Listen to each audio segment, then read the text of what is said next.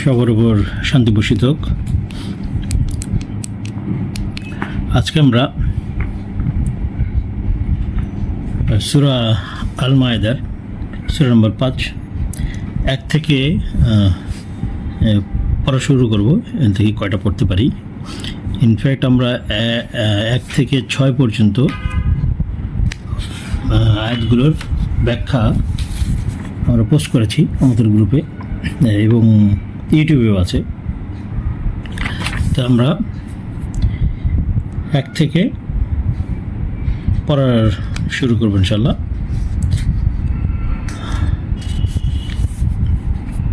এখানে বেশ কিছু ওয়ার্ড আছে, যে ওয়ার্ডগুলো নিয়ে আমাদের অনেক কথা বলতে হবে যতটুকু বোঝা যাচ্ছে। তাহলে আমরা 1 থেকে শুরু করি। আউযু বিল্লাহি মিনাশ শাইতানির রাজিম। সূরা মায়েদা 5 নম্বর সূরা 1 নম্বর আয়াত। ইয়া আইয়ুহাল্লাযিনা আমানু। এখানে বলেছে ওহে যারা ঈমান এনেছো।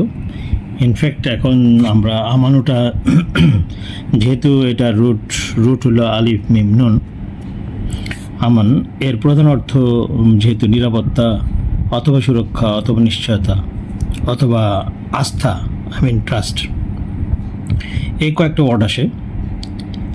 সুতরাং সেটার মধ্যেই থাকার চেষ্টা করব। ডিকশনারিতে অথবা গুগল সার্চ যদি দেন, যে কোনো সার্চ ইঞ্জিন ইউজ করলে এইভাবেই পাওয়া যায়, সেহেতু আমরা এভাবেই থাকার চেষ্টা করব। এখন তাহলে আমানু তাহলে কী হবে, যে যারা নিরাপত্তা অথবা সুরক্ষা অথবা নিশ্চয়তা অথবা আস্থাটা প্রতিষ্ঠা করে, ট্রাস্ট প্রতিষ্ঠা করে। উদ্দেশ্য কি? কোন উদ্দেশ্যে? শান্তি প্রতিষ্ঠার উদ্দেশ্যে, শান্তির প্রতিষ্ঠার উদ্দেশ্যে। তাহলে আমরা এখানে কি বলবো, যে ওহে যারা নিরাপত্তা বা আস্থা প্রতিষ্ঠা করো, আউফু তোমরা পূর্ণ করো। কি পূর্ণ করব? বি আল ওকুদ অথবা বিল ওকুদ। তাহলে এখানে বলছে যে কন্ট্রাক্টস মানে অঙ্গীকারসমূহ, চুক্তিসমূহ তোমরা পূর্ণ করো। তাহলে চুক্তিসমূহ কখন পূর্ণ করতে হয়? যখন আমি চুক্তিবদ্ধ অবস্থায় থাকব। আমরা যদি চুক্তিবদ্ধ অবস্থায় থাকি তাহলে চুক্তি পূর্ণ করার বিষয়টা আসে। তার মানে চুক্তিবদ্ধ, যদি এখানে ওইভাবে বলা হয় নাই, তবুও আমরা ধরে নিব যে যখন চুক্তিবদ্ধ অবস্থায় থাকো তোমরা, তখন চুক্তির অঙ্গীকারগুলো, যে প্রমিসগুলো, এটা তোমরা কমপ্লিট করো, পূর্ণ করো, সম্পন্ন করো, আর কি পূর্ণ করো।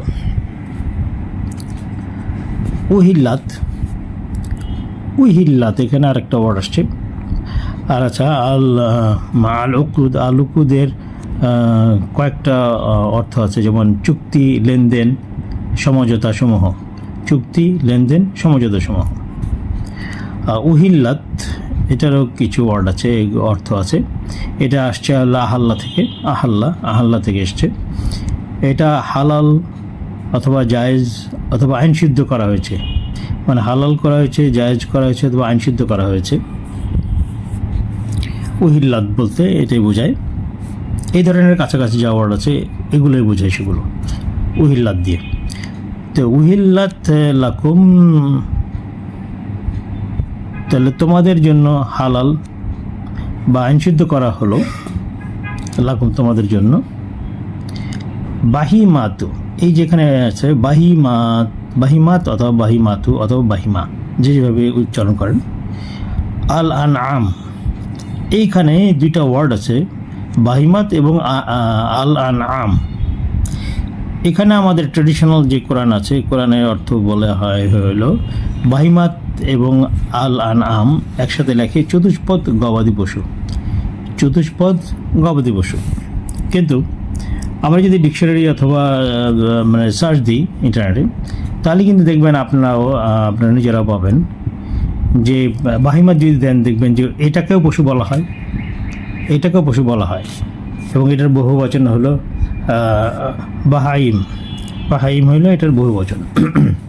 তাহলে বাহিমাতও যদি হয় হলো পশু, আর আবার যদি হয় আল আনআম, সেটাও যদি হয় পশু, তাহলে তো দুটোই পশু হইল। তাহলে আমি কিভাবে কি নেব? এখানে যদি একটু ট্যাক্টফুলি কাজ করেছে, বলেছে হলো একটাকে পশু ধরেছে আর একটা চতুষ্পদ বলেছে।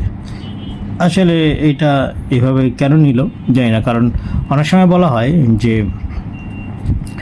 যে বাহিমাটাকে অনেক সময় বলে যে আমরা চতুষ্পদ পশু অথবা হিংস্র পশু এ বলা হয় অনেক সময়, কিন্তু হিংস্র পশু ইনফ্যাক্ট বাহিমাত কিন্তু হিংস্র পশু, এটাকেই বলা হয় যে বাহিমাত। কিন্তু আমরা কেন এটা শুধুমাত্র ইয়ের মধ্যে থাকলাম,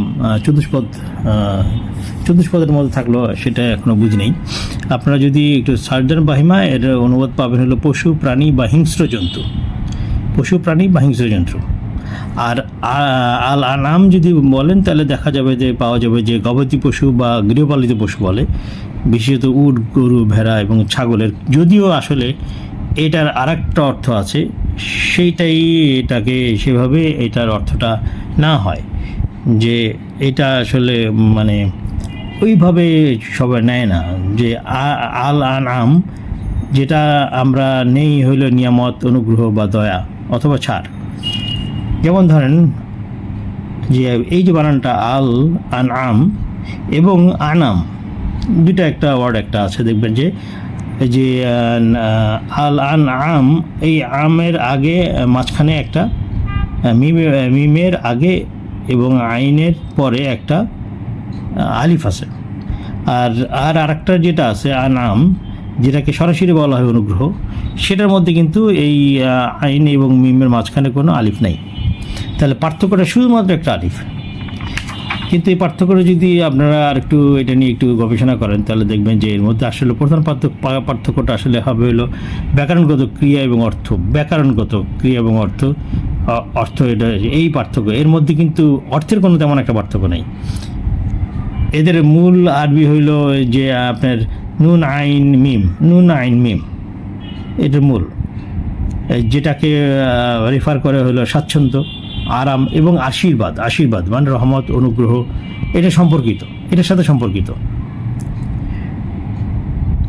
তাহলে আমরা যদি আরেকটা ভাবেও দেখা যায় যে ওই যে আল আনআম যেটার মধ্যে আলিফ আছে মাঝখানে, সেটা বলেছে যে ঐতিহ্যবাহী আরবিতে এই আল আনআম এর অধিকারী হওয়ার অর্থটা বলা হয় যে অর্থনৈতিকভাবে শক্তিশালী, জীবিকা এবং আল্লাহর উদারতার প্রতিনিধিত্ব করে, বলেছে যে আল্লাহর উদারতার প্রতিনিধিত্ব করে। তাহলে দেখেন, তাহলে আল আনআম আর আনাম দুটোই কিন্তু তাহলে আমরা অনুগ্রহ হিসেবে দেখতে পারি, আমরা ধরতেও পারি। আরেকটু আমরা দেখি, আমরা এই যে বাহিমাতুল আনাম, এটা 3 জায়গায় ইউজ করা হয়েছে, সরাসরি এই ওয়ার্ড দুইটা একসাথে ইউজ করা হয়েছে 3 জায়গায়। এখানে যে 5-এর 1-এ, তারপরে 22-এর 28 এবং 34-এ।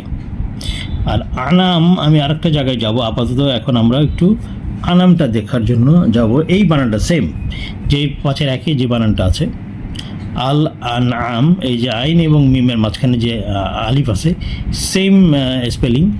এটা আমি এক জায়গায় আমরা নিয়ে আপনাদেরকে নিয়ে যাই, সেটা হলো 39-এর 6 যাব। 39-এর 6 দেখেন, 39-এর 6 সূরা জুমারের 6 নম্বর আয়াত। এখানে কি বলেছে? এখানে বলেছে খালাকাকুম মিন নাফসি ওয়াহিদাতিন, যে বলেছে তিনি তোমাদেরকে সৃষ্টি করেছেন একটি একক নাফস থেকে। আচ্ছা, আমরা আলরেডি যাচ্ছি না, সিম্পলভাবে একটু করছি। সুম্মা জাআলা, তারপর উনি নিযুক্ত করেছেন মিনহা, তা থেকে যাও জাহা পার্টনার্স। ওয়া আনজালা, এইখান থেকে স্টার্ট করি আমরা। ওয়া আনজালা, এবং নাজিল করেছেন। ওয়া আনজালা কিন্তু এখানে কিন্তু জাআলা না, অথবা বানান নাই, অথবা তৈরি করেন নাই, এগুলো নাই, কিন্তু এখানে আছে ওয়া আনজালা, এবং নাজিল করেছেন লাকুম, তোমাদের জন্য, মিন থেকে, আল আনআম, এই যে আনাম, সেম স্পেলিংটা এখানেও আমার কোরআনে লিখেছে চতুষ্পদ জন্তু। তে এটা কি নাজিল করে? আনাম কি এই চতুষ্প জন্তু কি নাজিল করে? নাজিল হয় কখনো? এটাকে বলা হয় যে হয় সৃষ্টি করি নাহলে তৈরি করি, এভাবে আল্লাহ তাআলা বলেন। আমরা সৃষ্টি করি, গাছপালা যেমন বলে সৃষ্টি করি, নাজিল করে বলা হয় না। নাজিল করা বলা হয় না। তাহলে নাজিল কি করতে হয়? আল্লাহর অনুগ্রহ আসে, আল্লাহর আয়াত নিদর্শন আসে, কিতাব আসে। এই যে হুদা যেটা বলা হয়, আয়াত ইনস্ট্রাকশনগুলো আছে, ওগুলো নাজিল হয়। মালাকরা নাজিল হয়। বৃষ্টি নাজিল হয়, সেটা বলতে পারে যে হ্যাঁ বৃষ্টি উপর থেকে পড়ে, ওইটা আমরা যদি সেভাবে ধরি, কিন্তু ইনফ্যাক্ট জ্ঞানটা নাজিল হয়। এখন এখানে বলছে আল আনআম, এইটা যদি চতুষ্প জন্তু বলা হয় যে নাজিল করা হয়েছে, তাহলে তো আসলে এটা এখানে ম্যাচ করছে না। এখানে আমি নিতে পারছি না অ্যাটলিস্ট এই যে 39-6 এখানে যে বলা হয়েছে ওয়ানজালা লাকুম মিনাল আনআম সামানিয়াতা আজওয়াজিন, তাহলে এখানে বলেছে যে যে যে তারপর তা থেকে জেনাবগুলো সৃষ্টি করেছেন, বানিয়েছেন বা সৃষ্টি করেছেন, তার পার্টনার বা সহচর বা সঙ্গী সৃষ্টিগুলোর আর নাজিল করেছেন। দেখেন, আর নাজিল করেছেন তোমাদের জন্য তার রহমত। এই যে তার রহমত মানে আনআম, অনুগ্রহ বা রহমত, আর নাজিল করেছেন তোমাদের জন্য তার রহমত। রহমত থেকে এখানে সামানিয়াত 8 আছে, এইটার 8-এর অর্থ আছে। 8-এর অর্থ হলো মূল্যবান বা গুরুত্বপূর্ণ। তাহলে আর নাজিল করেছেন তোমাদের জন্য তার রহমত থেকে মূল্যবান বা গুরুত্বপূর্ণ পার্টনারসমূহ বা সহচর বা সঙ্গী। এনিওয়ে, এটা আমাদের আজকের পড়া না, আমাদের ডিসকাশন না, আমাদের আলোচনা হলো আনামটা। এই যে আনাম, এইটা নাজিল করা হয় না। যেহেতু নাজিলের কথা বলেছে, তাহলে আমরা এটাকে অবশ্যই অনুগ্রহ ধরব। অবশ্যই অনুগ্রহ, আল্লাহর দয়া অথবা অনুগ্রহ, করুণা, যেটাই বলেন। তাহলে আমরা এবার যাই একটু 22-এর 28 এবং 34। সেখানে বাহিমাতুল আনাম আছে।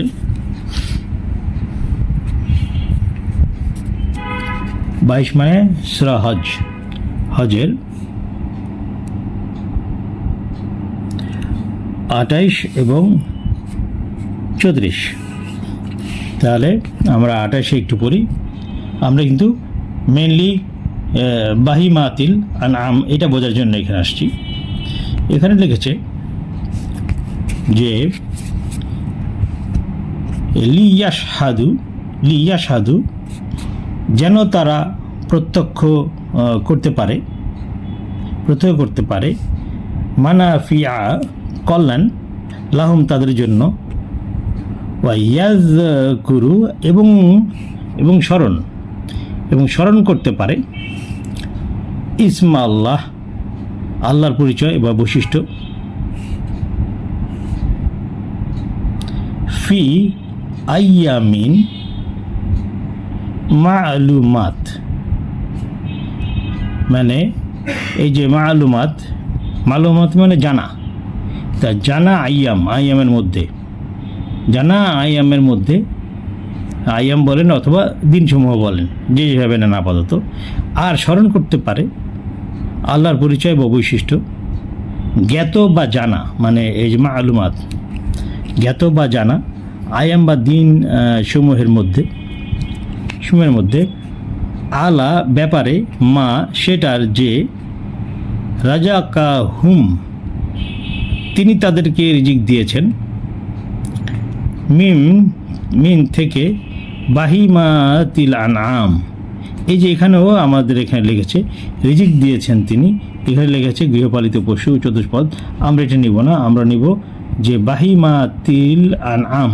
বাহিমাত আমরা যেহেতু এটা পেয়েছি হলো যে পশু যদি হয়, পশুরটা কি হইতে পারে, পশুর কি হয়, তার আসলে কোনো চিন্তা ভাবনা থাকে না, সে ভাবতে পারে না, ভাবনাহীন। আমাদের যেমন প্ল্যান থাকে, ভাবনা থাকে, আমরা চিন্তা ভাবনা করি, তাদের কিন্তু চিন্তা ভাবনা নাই। তাহলে সেই চিন্তা করে আমরা এটাকে বলতে পারি যে এই যে আনাম মানে অনুগ্রহ, তাহলে সীমাহীন যে অনুগ্রহ, ভাবনাহীন অচিন্তনীয় অনুগ্রহ থেকে আল্লাহ তাআলা যে রিজিক দেন, এই রিজিকটা জ্ঞান হতে পারে, অবশ্যই জ্ঞান, সাথে অন্য কিছু হতে পারে, আপাতত আমরা জ্ঞানী ধরি। তাহলে এখানে আমরা মানে সীমাহীন দয়া বা অনুগ্রহ নিয়েছি। ফাকুলু, অতএব এখানে বলেছে অতএব তোমরা খাও, আসলে খাও তো না, এটা অ্যাকসেপ্ট করো, গ্রহণ করো, মিনহা তা থেকে, ও আতইমু এবং তোমরা খাওয়া বা দান করো, আসলে অন্যদেরকে মানে অন্যদেরকে খাওয়ানো বা দান করো, তোমরা খাওয়া বা দান করো, মানে কি দান করবো? জ্ঞান, মেইনলি জ্ঞান। আল বা ইসা, যারা হইল হতাশাগ্রস্ত, আল ফাকিরা হতাশাগ্রস্ত অভাবীদের, তাহলে হতাশাগ্রস্ত অভাবীদের, তাহলে এখানে কি দাঁড়াচ্ছে?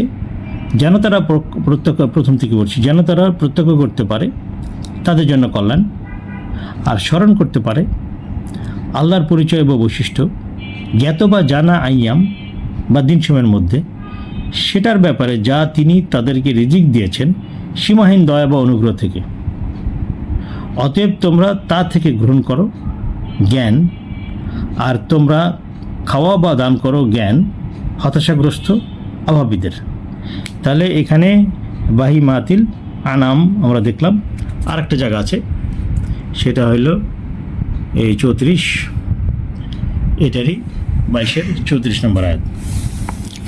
সেখানে কি বলেছে? এখানে বলেছে ওয়ালিকুল্লি উম্মাতিন, আর প্রতিটি উম্মতের জন্য জাআলনা, আমরা তৈরি করেছি বা নির্ধারণ করেছি, মান সাকান, মানে এই যে পদ্ধতি, বিধান, নিয়ম নীতি বা সিস্টেম, লিয়াযকুরু, যেন তারা স্মরণ করতে পারে, ইসমা আল্লাহর পরিচয় ও বৈশিষ্ট্য, আলা ব্যাপারে, সেটার ব্যাপারে যা রাজাকাহুম তিনি তাদেরকে রিজিক দিয়েছেন, মিন বাহিমাতিল আনাম, এই যে বাহিমাতিল আনাম মানে সীমাহীন অনুগ্রহ বা দয়া, থেকে, যা তিনি তাদেরকে রিজিক দিয়েছেন সীমাহীন দয়া বা অনুগ্রহ থেকে। ফা ইলাহুকুম, অতএব অথবা সুতরাং তোমাদের অতএব তোমাদের ইলাহুন ওয়াহিদুন, এক ইলাহ, ফালাহু, অতএব তার কাছে মানে আল্লাহর কাছে, আসলিমু, তোমরা আত্মসমর্পণ করো, ওয়া বাশিরি, এবং সুসংবাদ দাও, আল মুখবিতিন, বিনীতদের, এবং সুসংবাদ দাও বিনীতদেরকে। আসলে আমাদের কিন্তু আমরা এসেছি এই 2 আয়াত পড়েছি বাহিমাতিল আনামের জন্য, তার 2 জায়গা আমরা পেলাম, এবং 2 জায়গা আমরা সীমাহীন দয়া বা অনুগ্রহ আমরা নিয়েছি। কারণ এটা রিজিক সাধারণত জ্ঞানের কথাই বলা হয়, যে সিস্টেমের কথা বলেছে, যে আমরা যে একটা সিস্টেম দিয়েছি, কিসের সিস্টেম? ইবাদতের সিস্টেম, মানার সিস্টেম, এই যে সিস্টেম দিয়েছে, নিয়ম নীতি দিয়েছে, মান সাকান দিয়েছে প্রত্যেকটি উম্মতের জন্য। তো প্রত্যেকটা উম্মতের জন্য মান সাকান দিয়েছে, পদ্ধতি, বিধান, সেটা আবার এরপর রিজিক হিসাবে আবার গৃহপালিত পশু থেকে চতুষ্পদ জন্তু, এটা হইতে পারে। সীমাহীন দয়া বা অনুগ্রহ, আল্লাহ যে অনুগ্রহ করেছেন আমাদেরকে, যে তার বিধানগুলো, যে আমাদেরকে তার আলো যে আমাদেরকে দিয়েছেন, যে আমাদের আলোকিত করার জন্য যে দিয়েছেন, হুদা দিয়েছেন, হ্যাঁ, সেই যে আমাদের এবং বুঝ দিয়েছেন, ফুরকান দিয়েছেন, এই যে আমাদের তাকওয়া দিয়েছেন, এই যে আমাদের এগুলো দিচ্ছেন, এবং যেটা আমরা আসলে মানে যোগ্য না, এটা পাওয়ার যোগ্য আমরা না। তো সেখানে আল্লাহ তাআলা অবশ্যই তিনি অনেক দয়া দেখাচ্ছেন, অনেক অনুকরুণা দেখাচ্ছেন। আর আরেকটা বিষয় আছে, আমি একটু অ্যাড করতে চাই, আরেকটা আয়াত, সেটা যে আল্লাহ তাআলা যে তার নিজের জন্য অনুগ্রহকে লিখে নিয়েছেন, বাধ্যতামূলক করেছেন। সেটা হলো 6:12। আমরা একটু 6:12 যাই। সূরা 6:12, সূরা আনামের 12।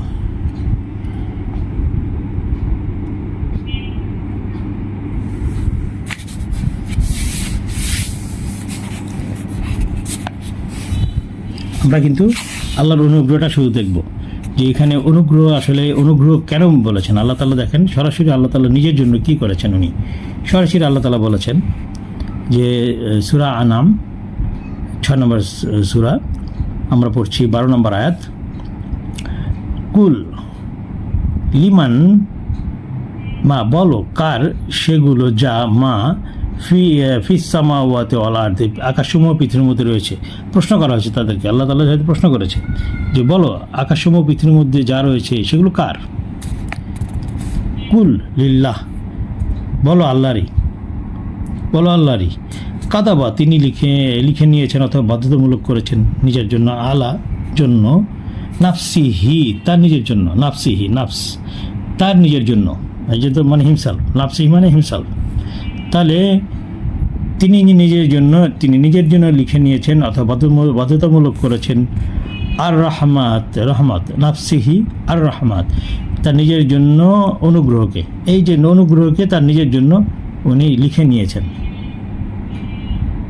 পেয়েছেন। তাহলে আমরা এইটার জন্য এখানে আসছি আসলে। তারপরে এখানে আর একটা মনে আছে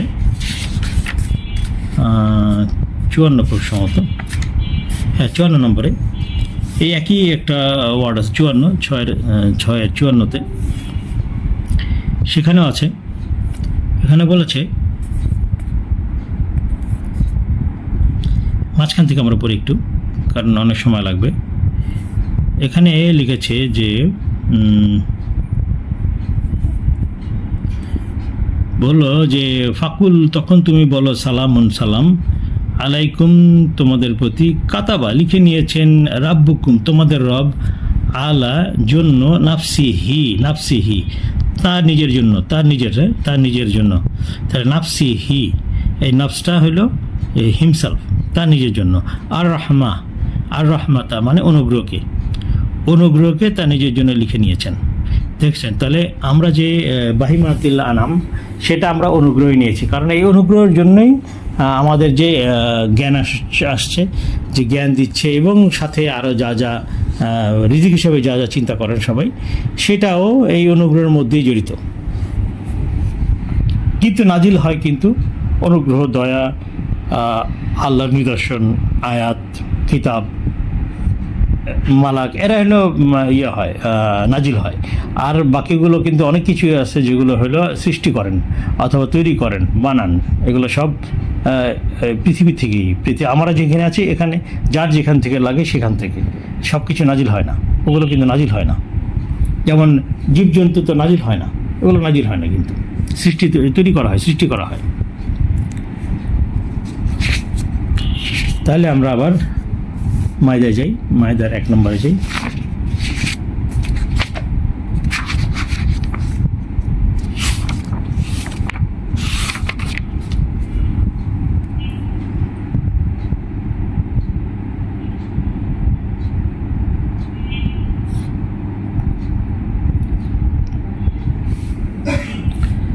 তাহলে এখানে আমরা বাহিমাত হিসেবে নিয়েছি মায়দার 1 নম্বরে, পশু অথবা চিন্তা ভাবনাহীন অথবা অভাবনীয় অবস্থা অথবা সীমাহীন অবস্থা, এটা আমরা নিয়েছি বাহিমাত। আর আল আনআম আমরা অনুগ্রহ নিয়েছি, নিয়ামত, অনুগ্রহ, দয়া, ছাড়, এগুলো আমরা নিয়েছি, কনসিডার করেছি। যেহেতু আমি যে আয়াতগুলো পড়েছি সে আয়াতে আপনারা সেভাবেই নিশ্চয়ই ইনফরমেশন পাবেন। তাহলে আমরা আবার একটু পড়ি 1 থেকে। ইয়া আইয়ুহাল্লাযিনা আমানু, বলছে ওহে যারা নিরাপত্তা বা আস্থা প্রতিষ্ঠা করো, আউফু তোমরা পূর্ণ করো, বিল উকুদ অঙ্গীকার বা চুক্তিসমূহ পূর্ণ করো, চুক্তিবদ্ধ অবস্থায় উহিল্লাত তোমাদের জন্য হালাল বা নিষিদ্ধ করা হলো, লাকুম তোমাদের জন্য, বাহিমাতুল আনআম সীমাহীন বা অভাবনীয় অনুগ্রহ বা ছাড় দেওয়া। তার মানে কি, চুক্তি যখন করছে এই যে ছাড়, এটা কিন্তু ছাড় দেওয়াকে বলা হচ্ছে যে এটা ছাড় দিতে পারবা, তোমরা অনুগ্রহ করতে পারবা। আল্লাহ তাআলা যেভাবে অনুগ্রহ করছে আমাদের তার সৃষ্টির প্রতি, আমরাও চুক্তির সময়ও যদি কেউ থাকে দুর্বল অথবা কেউ যদি থাকে অসহায়, যার সাথে চুক্তি হয়েছে সে হয়তো কোনো বিপদে পড়েছে, তখন কিন্তু তার জন্য এই সীমাহীন অভাবনীয় বা অচিন্তনীয় এই ধরনের ছাড় অথবা দয়া দেখানো যাবে এবং সেটা জায়েজ করা হয়েছে, হালাল করা হয়েছে, আইনসিদ্ধ করা হয়েছে যে হ্যাঁ তুমি এই অনুগ্রহ বা ছাড় দিতে পারবা, এই অনুগ্রহটা তোমরা দিতে পারবা, হালাল করা হয়েছে। ইল্লা ছাড়া মা সেগুলো যা ইউতলা বর্ণনা করা হচ্ছে আলাইকুম তোমাদের কাছে, গায়রা মুহিল্লি হালালকারী নও, তোমরা হালালকারী নও। আচ্ছা, হালালকারী নও যেখানে বলেছে, তাহলে আগে আমার মনে হয় এটা ইল্লা মা ইউতলা আলাইকুম, এটা একটা সেন্টেন্স, যে সেগুলো ছাড়া যেগুলোর বর্ণনা করা হচ্ছে তোমাদের কাছে। গায়রা মুহিল্লি যে তোমরা মানে হালালকারী নও, তোমরা হালাল করতে পারো না, চুক্তিবদ্ধ অবস্থায় তোমরা হালালকারী নও, চুক্তিবদ্ধ অবস্থায় যে তোমরা হালালকারী নও, জায়েজ করতে পারো না। সাইদ লক্ষ্য, এটা হলো লক্ষ্য। সাইদ আমরা দেখি আর কয়েকটা ওয়ার্ড আছে কিনা।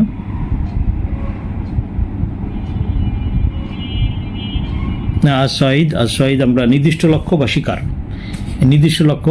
সাইদ আমরা দুইটাই পেয়েছি, নির্দিষ্ট লক্ষ্য এবং অথবা শিকার। তাহলে বলেছে গায়রা মুহিল্লি সাইদ, তোমরা চুক্তিবদ্ধ অবস্থায় তোমরা হালালকারী নও, তোমাদের যে লক্ষ্য এটি কি নির্দিষ্ট লক্ষ্য।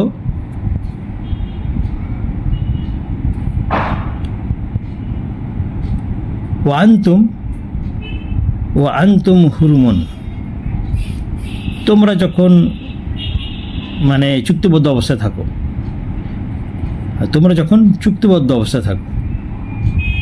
তাহলে এখানে বলছে গায়রা মুহিল্লি তোমরা হালালকারী নও, সাইদ তোমাদের যে লক্ষ্য নির্দিষ্ট লক্ষ্য আছে সেইটায়, ও আনতুম যখন তোমরা হুরুমুন যখন তোমরা এই চুক্তিবদ্ধ অবস্থায় থাকো, তাহলে চুক্তিবদ্ধ অবস্থায় তোমরা হালালকারী নাও তোমাদের নির্দিষ্ট লক্ষ্য অর্জনে, মানে নির্দিষ্ট এই যে শিকার বলা হয়েছে সাইদ যেটা বলা হয় শিকার, এটা শিকার কি হইতে পারে, নির্দিষ্ট লক্ষ্য এটা কি, মানে এটা এমন কি যে এটা আমার চুক্তিবদ্ধ অবস্থায় এটা নির্দিষ্ট লক্ষ্য, এটা আমার কি চুক্তির মধ্যে নাই?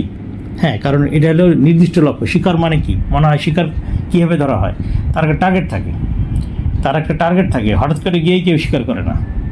শিকার ধরার জন্য সবাই একটা টার্গেট থাকে, সময় থাকে, তার একটা প্ল্যান থাকে, সে প্ল্যান অনুযায়ী ওই শিকারটাকে সে ধরতে পারে।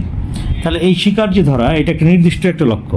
তাহলে এটা যদি এই কোনো আগের যে চুক্তি করা হয়েছে, যেটা বলা হয়েছে যে তোমরা এই যে বিল ওকুদ, প্রথমে যেটা বলা হয়েছে যে অঙ্গীকার সমূহ তোমরা পূর্ণ করো, আউফু বিল ওকুদ, যে তোমরা অঙ্গীকার সমূহ পূর্ণ করো। তাহলে তার মানে এই অঙ্গীকারের মধ্যে এই যে এখন যেটা বলা হচ্ছে সাইদ, এই যে লক্ষ্য নির্দিষ্ট লক্ষ্য এটা এটার ভিতরে নাই। সুতরাং এইটা সে যখন ওই চুক্তিবদ্ধ অবস্থায় নতুন করে এই যে নির্দিষ্ট লক্ষ্য আছে সেইটা সে পালন করে, সেটা হালাল করতে পারবে না, মানে সেটা সে এটার মধ্যে ইনক্লুড করতে পারবে না। যদি ইনক্লুড করতে পারবে না যেহেতু সেটা সে বলে না আগে, অথবা এটার মধ্যে ইনক্লুড করা হয় নাই, যদি দুই পক্ষ রাজি থাকে তাহলে হতে পারে। কিন্তু যেহেতু এটা এখনও অঙ্গীকারের মধ্যে নাই, সেহেতু সে নির্দিষ্ট লক্ষ্য তারা এইটাকে মানে চুক্তির বাইরে কোনো লক্ষ্য তারা ইমপ্লিমেন্ট অথবা অ্যাপ্লাই করতে পারবে না, এটা অ্যাচিভও করতে পারবে না, নির্দিষ্ট লক্ষ্য অ্যাচিভ করতে পারবে না। ইন্না আল্লাহ, নিশ্চয়ই আল্লাহ, ইয়াহকুম, আদেশ করেন, আল্লাহ আদেশ করেন বা সিদ্ধান্ত নেন, মা ইউরিদ, তিনি যা চান। তাই তিনি যা চান, নিশ্চয়ই আল্লাহ আদেশ করেন বা সিদ্ধান্ত নেন তিনি যা চান, মানে উনি অবশ্যই সব কিছু যেটা চাবেন সেটাই হবে, অনর্থক চাওয়া ব্যতীত। অনর্থক চাওয়া আল্লাহ তাআলা চান না, আল্লাহ তাআলা নিজেই বলেছেন আল্লাহ তাআলা অনর্থক কোনো কাজ করেন না এবং অবিবেচকের মতো কোনো কাজ করেন না, এবং কোনো মন্দ কাজও তার দ্বারা সম্ভব না, হয় না আর কি। সুতরাং এটাকে আমরা এইভাবে ব্লাইন্ডলি ছেড়ে না দিয়ে আমরা বলবো যে তিনি যা চান উইদিন ব্র্যাকেটে অনর্থক চাওয়া ব্যতীত।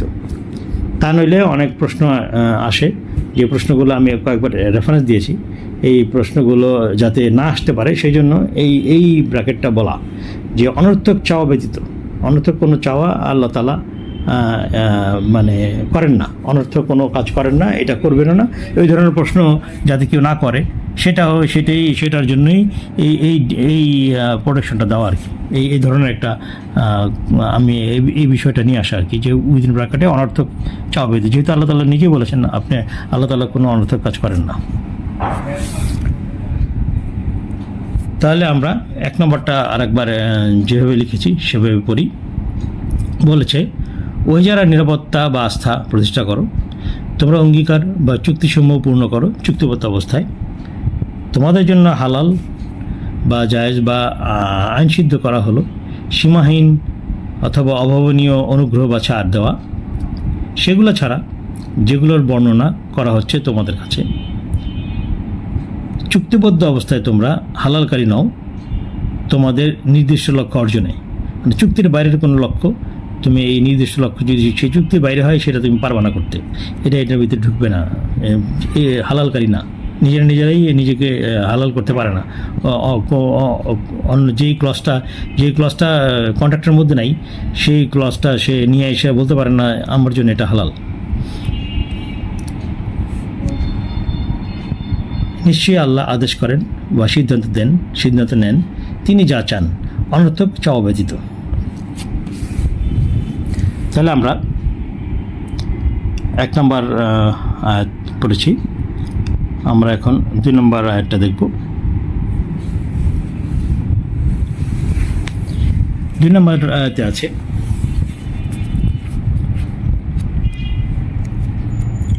ইয়া আইয়ুহাল্লাযিনা আমানু, ওহে যারা নিরাপত্তা বা আস্থা প্রতিষ্ঠা করো, লা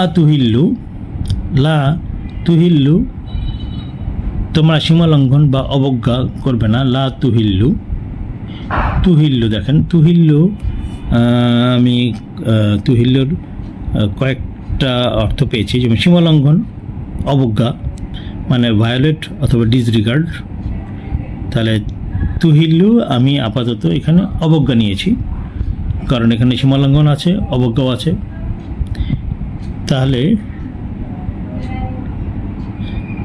তাহলে এখানে আমরা বলবো যে লা তুহিল্লু, তোমরা অবজ্ঞা করবে না বা সীমালঙ্ঘন করবে না। শাইরা হলো আনুগত্যের কাজ, আল্লাহর আনুগত্যের যে কাজগুলো সেগুলো আনুগত্যের কাজ আল্লাহর। তো শাইরা আল্লাহ, তাহলে আল্লাহর আনুগত্যের কাজগুলোকে তোমরা অবজ্ঞা করবে না। শাইর আর কয়েকটা অর্থ পেয়েছি কিনা, না এটা আপাতত শাইরা আনুগত্যের কাজগুলো। শাইর একটি আরবি বিশেষ্য যা শাইরা এর বহুবচন। এর অর্থ হলো কোনো আদর্শের আনুগত্যের পালনীয় বা নির্ধারিত কাজসমূহ, কোনো আদর্শের আনুগত্যের পালনীয় বা নির্ধারিত কাজসমূহ। তাহলে আমরা কি পেলাম, যে লা তুহিল্লু শাইরা আল্লাহ, তোমরা সীমা লঙ্ঘন বা অবজ্ঞা করবে না আল্লাহর আনুগত্যের কাজগুলোকে। অলা আর না আশাহারাল হারাম, এই যে আশাহার এটা কিন্তু আমরা নেই হইল প্রকাশিত উদ্ভাসিত, এই ধরনের একটা সিচুয়েশন, কোন একটা সিচুয়েশন এই ধরনের এটা নেই আশাহার। এই সিয়ামের যখন এপিসোড করেছি সেই এপিসোডেও এই ওয়ার্ডটা আসছে, সেখানেও আপনারা যদি চান একটু দেখে নিন, শুনে নিন। সেখানে আমরা বলেছি আলোকিত, প্রকাশিত, উদ্ভাসিত পরিস্থিতি যে কোনো এক ধরনের সিচুয়েশন। তাহলে এখানে আসবে হলো যে আর না প্রকাশিত, হারাম বলেছে, প্রকাশিত পবিত্র বা অলঙ্ঘনীয় কাজগুলোকে ওয়ালা আশাহারা আল হারাম। তাহলে আর না প্রকাশিত পবিত্র বা অলঙ্ঘনীয় কাজগুলোকে, অলা আর না আল হাদিয়া না পরিচালনা কিসের পরিচালনা? এই যে কাজের আনুগত্যের কাজগুলো আল্লাহর আনুগত্যের কাজগুলোকে সীমালঙ্ঘন করতে নিষেধ করেছে, সেই কাজগুলোর পরিচালনাগুলো করতেও নিষেধ করা হয়েছে, অবজ্ঞা করতে নিষেধ করা হয়েছে। এই পরিচালনার কাজগুলোকেও অবজ্ঞা করতে নিষেধ করা হয়েছে, অবজ্ঞা করতে।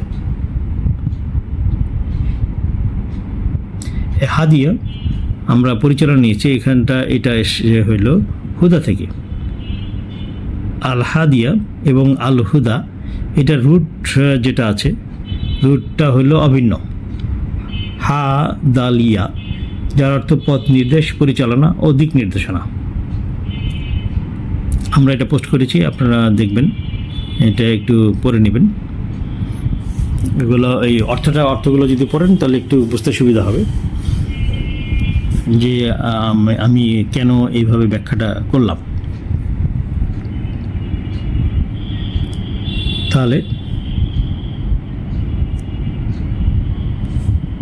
তাহলে বলেছি ওয়ালা আন্না আল হাদিয়া পরিচালনা, ওয়ালা এবং না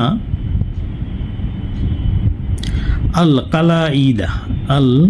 কালাইদা দায়িত্বসমূহ মানে ওই যে ওই কাজগুলোর দায়িত্বসমূহ। এখানে যদিও লিখেছে, আমার কোরআনে এখানে লিখেছে গলায় চিহ্ন পরানো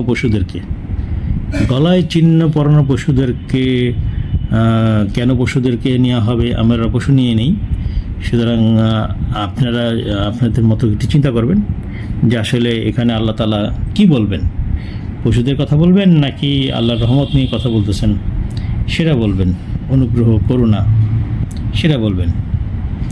এবং এখানে বলছি কন্ট্রাক্টের মধ্যে কিন্তু চুক্তি আসছে, এই চুক্তির মধ্যে কার সাথে কার চুক্তি, সেই বিষয়েও একটা বিষয় আছে। সেখানে কেন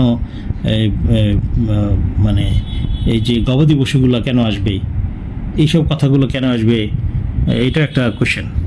সুতরাং আমরা ইনফ্যাক্ট সেভাবে আমরা নিয়ে নেই।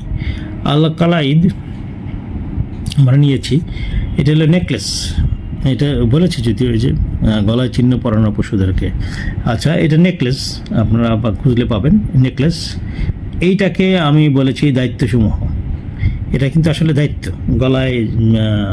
গলায় যে পরানো হয় সেটা কিন্তু অনেকভাবে বলা হয়, যেমন আমরা বলি যে মুখ বলতে আমরা মুখ রক্ষা করা, এটাকে আমরা সম্মান বলি, মর্যাদা বলি, লক্ষ্য বলি। তা হাত দিয়ে তো আমরা কর্ম বুঝাই, তো অনেক কিছুই। সুতরাং এটাও যে নেকলেসটা বলা হচ্ছে দায়িত্বসমূহ যে ঘাড়ের মধ্যে ঝুলে আছে, আমাদের ঘাড়ের মধ্যে বোঝা হয়ে আছে। বিষয়টা এই ধরনেরও যদি চিন্তা করেন তাহলে এটাকে আমরা দায়িত্বসমূহ বলি। তাহলে এখানে বলেছে আর না দায়িত্বসমূহ, ওই যে ওইসব কাজগুলোর, আল্লাহ তাআলা যেই কাজগুলোর যে বলেছে আনুগত্যের কাজ, সেইগুলোর দায়িত্বসমূহ তোমরা অবজ্ঞা করবে না। তাহলে কি বললো, যে বললো আর না প্রকাশিত পবিত্র বা অলঙ্ঘনীয় কাজগুলোকে, ও না পরিচালনা, আর না দায়িত্বসমূহ ওইসব কাজগুলোর।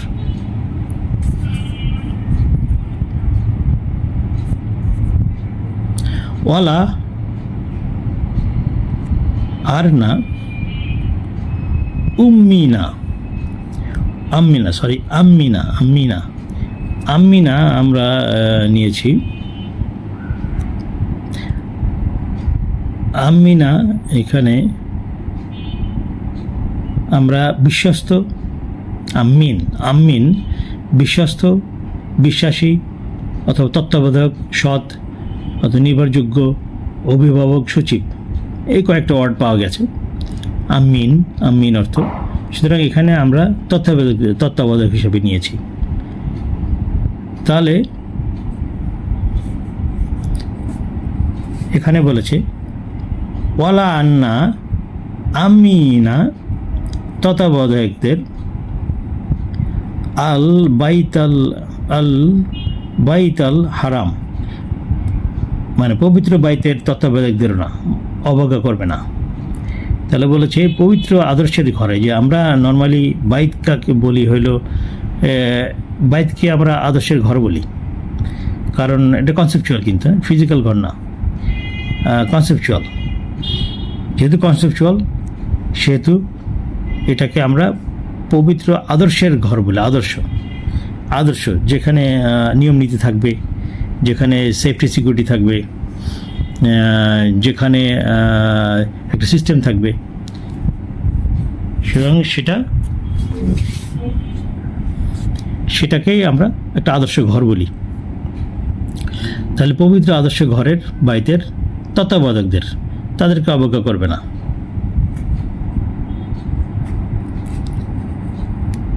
ইয়াবতাগুনা তারা সন্ধান করে, ফাদলান তারা সন্ধান করে, ফাদলান মিন রাব্বিহিম তোমাদের রবের অনুগ্রহ, ফাদলান অনুগ্রহ, ওয়া রিদওয়ানান এবং সন্তুষ্টির। তাহলে বলেছে যে ইয়াবতাগুনা তারা সন্ধান করে, ফাদলান অনুগ্রহ, মিন রাব্বিহিম তাদের রবের, ওয়া রিদওয়ানান ও সন্তুষ্টির, রিদওয়ানান সন্তুষ্টির।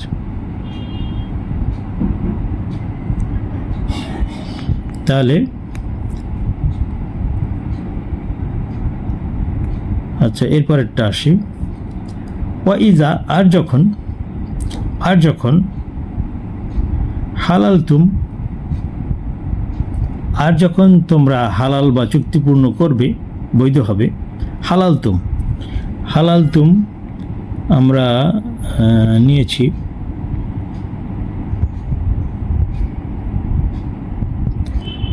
হাল্লা থেকে আসছে, হালালতুমটা হাল্লা থেকে আসছে।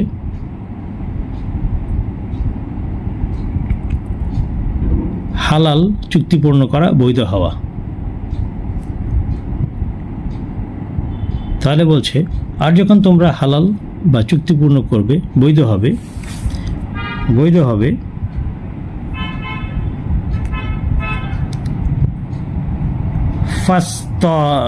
ফাস্তাদু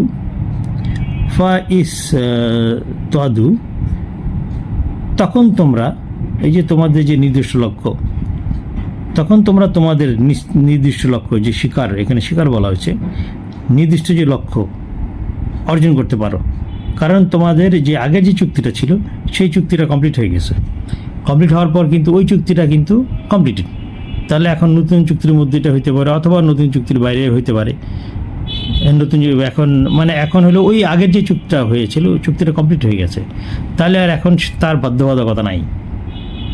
তাহলে সে বলেছে তখন তোমরা তোমাদের নির্দিষ্ট লক্ষ্য অর্জন করতে পারো, মানে যেসব লক্ষ্যসমূহ চুক্তির অন্তর্ভুক্ত ছিল না।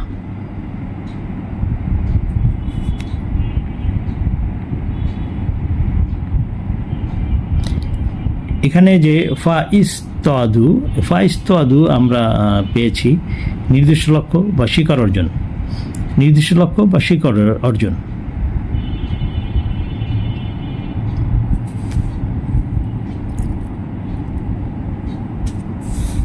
তারপর অলা আন্না ইয়াজরিমান্নাকুম, আন্না ইয়াজরিমান্নাকুম, ওয়ালা আন্না ইয়াজরিমান্নাকুম,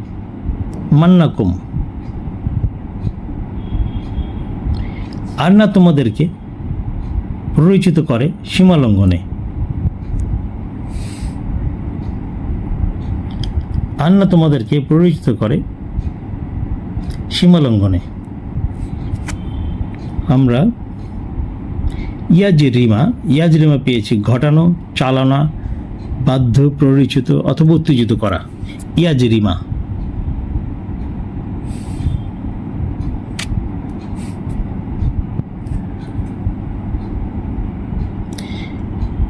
শানাআনু এখানে বলেছি বিদ্বেষ, আমরা শানাআন পেয়েছি তীব্র ঘৃণা, বিদ্বেষ, শত্রুতা, চরম বা অপছন্দ।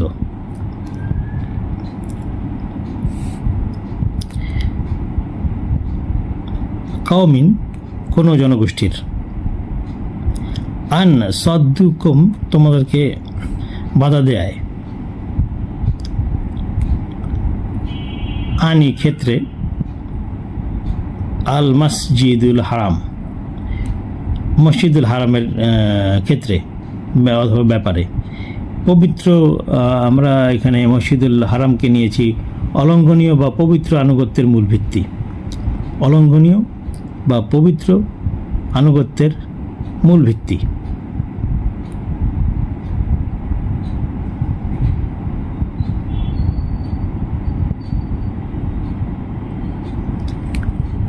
আন তা'তাদু সীমালঙ্ঘনে, আন তা'তাদু এটা ইতাদা এর বহুবচন, যার অর্থ লঙ্ঘন, সীমা অতিক্রম বা আক্রমণাত্মক আচরণ করা। তাহলে এখানে বলেছে ওয়ালা ইয়াজরিমান্নাকুম শানাআনু কওমিন আন সাদ্দুকুম আনিল মসজিদিল হারামি আন তা'তাদু,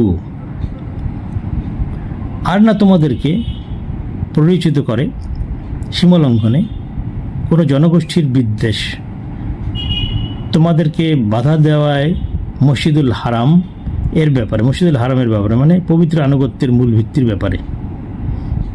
এই বিষয়ে তোমাদেরকে তারা বাধা দিয়েছিল। এখন বাধা তো অনেক ধরনের হয়, অনেক ধরনের বাধা হয়, শুধু ফিজিক্যাল বাধা চিন্তা করেন না, এটা কনসেপচুয়াল বাধা হয়, আদর্শগত বাধা হয়, অনেক ধরনের বাধা দেওয়া হইতে পারে। সেই বিষয়ে সেই বিদ্বেষ যেহেতু তোমাদেরকে এই যে সীমালঙ্ঘনে প্ররোচিত না করে, এখানে সেটাই বলা হয়েছে। ওয়া তাআওয়ানু আর তোমরা পরস্পরের সহযোগিতা করো, আলা আল বিররি পুণ্যের ব্যাপারে, ওয়া তাকওয়া এবং তাকওয়ার ব্যাপারে, পুণ্য এবং তাকওয়ার ব্যাপারে। আর তোমরা পরস্পরকে সহযোগিতা করো পুণ্য তাকওয়ার ব্যাপারে। এখানে যে তাওয়ানু হলো, এর অর্থ আছে সহযোগিতা, পরস্পরকে সাহায্য বা একসাথে কাজ করা। তাহলে আমরা আপাতত এটা সহযোগিতা নিয়েছি।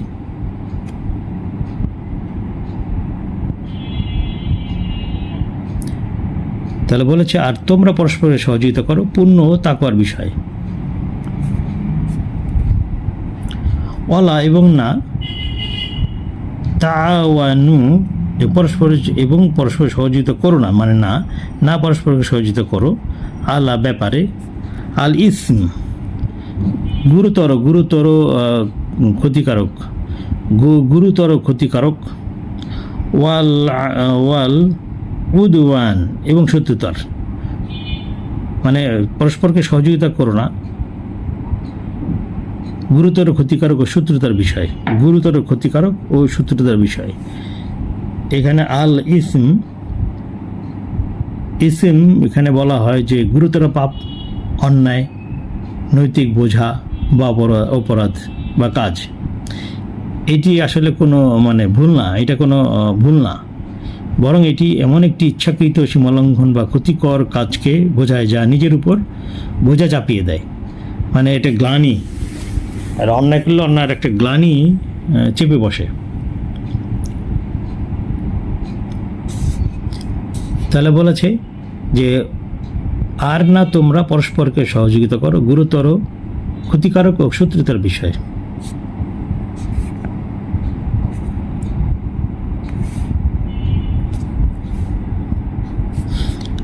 ওয়াত্তাকুল্লাহ, ওয়াত্তাকু আল্লাহ, এবং আল্লাহকে ভয় করো। ইন্নাল্লাহা শাদীদুল ইকাব, নিশ্চয়ই আল্লাহ কঠোর শাস্তি দানে, নিশ্চয়ই আল্লাহ শাস্তি দানে কঠোর।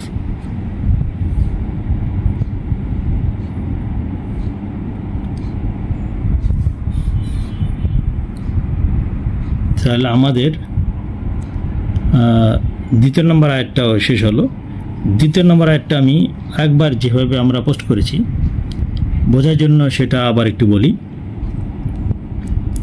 আমরা এইভাবে বলেছি, ওহে যারা নিরাপত্তা বা আস্থা প্রতিষ্ঠা করো, তোমার সীমালঙ্ঘন বা অবজ্ঞা করবে না আল্লাহর আনুগত্যের কাজগুলোকে, আর না প্রকাশিত পবিত্র বা অলঙ্ঘনীয় কাজগুলোকে, ও না পরিচালনা, আর না দায়িত্বসমূহ। কোন কাজ? ওই কাজ, ওই সব কাজ যেটা আল্লাহর আনুগত্যের যে কাজ বলা হয়েছে, আল্লাহর আনুগত্যের কাজগুলোকে, এই কাজগুলোর পরিচালনা দায়িত্ব, এগুলোকে তোমরা, এবং যেটা প্রকাশ পেয়েছে সেসব বিষয়গুলোকে তোমরা করবে না, অবজ্ঞা করবে না, সীমালঙ্ঘন করবে না। আর না পবিত্র আদর্শের ঘরের বাইতের, পবিত্র আদর্শের ঘরের তত্ত্বাবধায়কদের, এবং তত্ত্বাবধায়কদের না, তারা সন্ধান করে তাদের রবের অনুগ্রহ ও সন্তুষ্টির। আর যখন তোমরা হালাল বা চুক্তিপূর্ণ করবে, বৈধ হবে, তখন তোমরা তোমাদের নির্দিষ্ট লক্ষ্য অর্জন করতে পারো। কোন লক্ষ্য? এটা নির্দিষ্ট লক্ষ্য। এই লক্ষ্যগুলো হলো যেটা চুক্তির মধ্যে নাই। এই নির্দিষ্ট লক্ষ্য হলো চুক্তির মধ্যে নাই। এই যে আমরা এটা, এক মিনিট, এটা মনে হয় আমরা 1 নম্বরে পড়েছিলাম এক আয়াতে, তোমরা হালালকারী নও চুক্তিবদ্ধ অবস্থায় নির্দিষ্ট লক্ষ্যের। এটা মনে রাখেন, 1 নম্বরে কিন্তু এটা আছে যে আয়াত 1-এ, যে চুক্তিবদ্ধ অবস্থায় তোমরা হালালকারী নও তোমাদের নির্দিষ্ট লক্ষ্য অর্জনে, মানে যেটা চুক্তির বাইরের লক্ষ্য, চুক্তির বাইরের একটা নির্দিষ্ট লক্ষ্য। ধরেন না আপনারা, আমরা এখন বলি না একটা ওয়ার্ড সবসময় খুব পরিচিত ওয়ার্ড এখন, গুপ্ত। ওই গুপ্ত ধরনের কোনো কিছু ক্লজ আছে, যে ক্লজটা উল্লেখ করা হয় না কিন্তু মনে মনে আছে। যে কোনো একটা পার্টির মনে মনে এটা আছে, যে আমার মনে মনে এটা আছে, আমি সেটা প্রকাশ করব না, কিন্তু সুযোগ বুঝে আমি সেটা আদায় করে নিব। সেটা তারা কখন করতে পারবে? কখন করতে পারবে? যখন তারা হালাল হবে। আর যখন তোমরা হালাল মানে চুক্তিপূর্ণ যখন হয়ে যাবে, তখন চুক্তি শেষ হয়ে গেছে, এখন তুমি তোমার নির্দিষ্ট লক্ষ্য তুমি অর্জন করতে পারো, তাহলে তখন সমস্যা নেই। তখন তো তুমি যেহেতু চুক্তির বাইরে অনেক কিছু করা যায়। ইলিগাল হলে করতে পারবে না, লিগাল হলে করতে পারবে।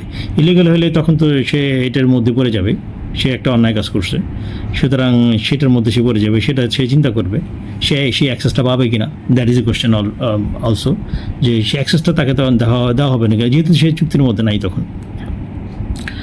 আর না তোমাদেরকে প্ররোচিত করে সীমালঙ্ঘনে কোনো জনগোষ্ঠীর বিদ্বেষ, তোমাদেরকে বাধা দেওয়ায় মসজিদুল হারাম, মানে পবিত্র আনুগত্যের মূল ভিত্তির ব্যাপারে। আর তোমরা পরস্পরকে সহযোগিতা করো পুণ্য ও তাকওয়ার বিষয়, আর না তোমরা পরস্পরকে সহযোগিতা করো গুরুতর ক্ষতিকারক ও শত্রুতার বিষয়। আর আল্লাহকে ভয় করো, নিশ্চয়ই আল্লাহ শাস্তিদানে কঠোর।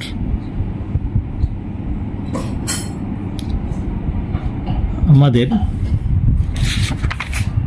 2 হয়ে গেছে, আমরা 1 আর 2 পড়লাম। আমাদের কত সময় গেল? 55 মিনিট গেছে। তাহলে আমরা আপাতত আজকে আমরা আর এটা বর্ণনা করি, আমরা পরবর্তীতে আবার 2, 3, 4, 5, 6 সেগুলো পড়ার চেষ্টা করব ইনশাল্লাহ। তাহলে আজকের যদি কোনো প্রশ্ন থাকে তাহলে প্রশ্ন করতে পারেন, অথবা যখন আপলোড হবে তখন কমেন্টসেও প্রশ্নগুলো দিতে পারেন। আর যেহেতু পোস্ট করেছি নিশ্চয়ই সেখানে দেখেছেন, বুঝেছেন কি পোস্ট করা হয়েছে, কি লেখা হয়েছে। তা আজকের জন্য আমরা এই সেশনটা ক্লোজ করি। সবাইকে ধন্যবাদ। আসসালামু আলাইকুম, আল্লাহ হাফিজ।